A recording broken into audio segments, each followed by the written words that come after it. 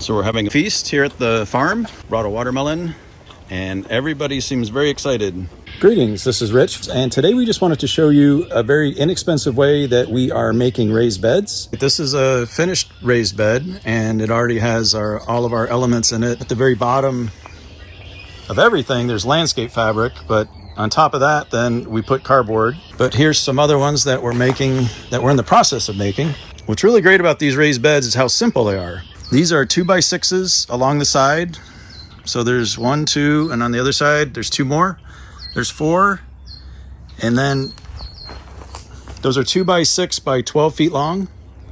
And here at the ends, these are 2x6, and these are 4 feet long. So each of those pine boards that's a 2x6 by 12 is just $7. So there's 6 of them in one raised bed.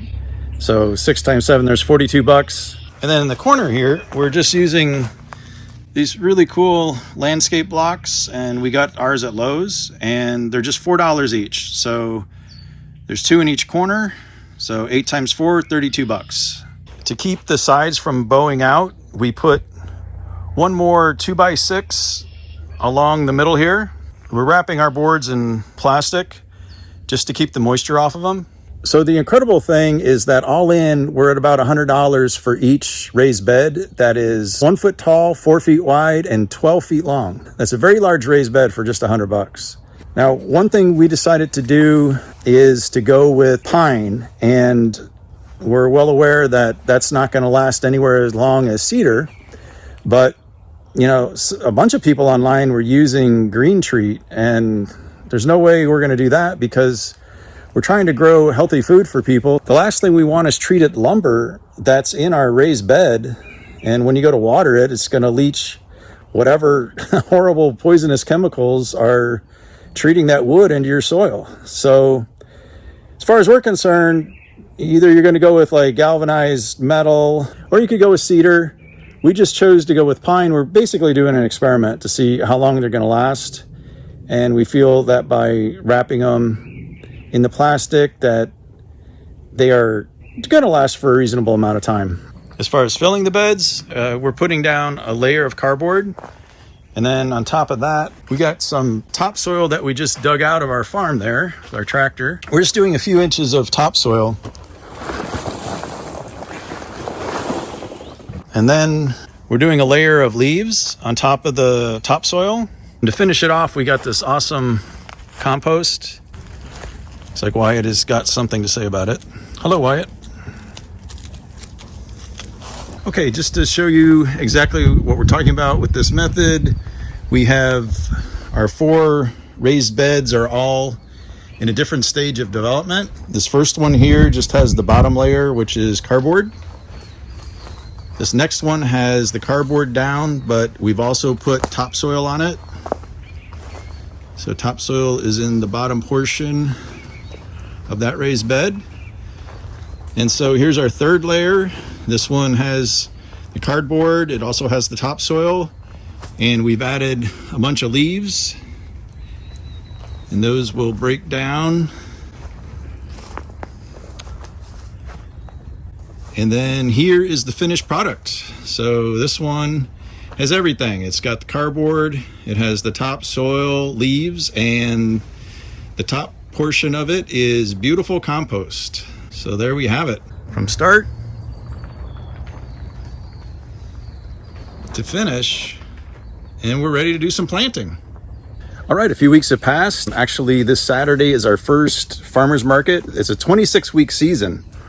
And so really excited because these raised beds have done a great job for growing our produce. You can see how amazing they look.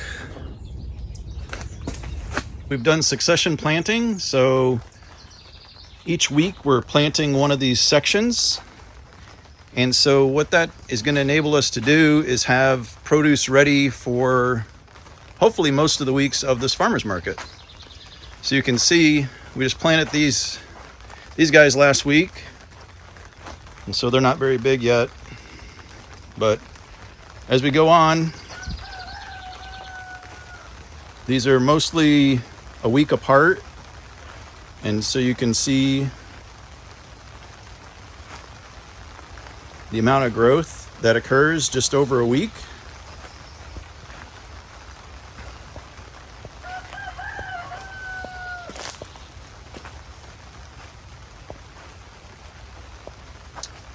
And these are right here. These are the very first ones we planted. And man, they look good. Makes me want to have a salad. So we've got, this is called America spinach. And then that one's called Lakeside spinach. And then that is a black seeded lettuce. This is ruby red lettuce. This is arugula, which is a really tasty lettuce that has a bit of a zest to it. And then that arugula grew so big you can hardly see. That's romaine leaf lettuce along there. And then this is just something I never tried it before, but that's garlic, and those seem to be doing great. The empty space, I'm going to be transplanting those pepper plants right there, and they're going to go in the empty space all along there. These raised beds were not too expensive, and so far doing great. I don't know how many seasons are going to last, but I think because we covered them with the plastic, they're going to do a pretty good job. We just wanted to show you a way that you can make a raised bed yourself very inexpensively. I'm not going to say easy, because as you haul all the materials in, you'll see what I mean. That's another thing, is a lot of people are making their raised beds 2 feet tall.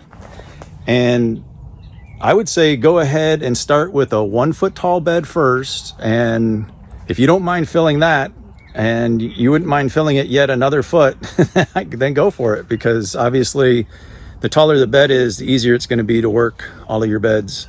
All right, hope that helps. If you got anything out of the video, if you could hit the thumbs up button, that really helps out our channel and we appreciate it.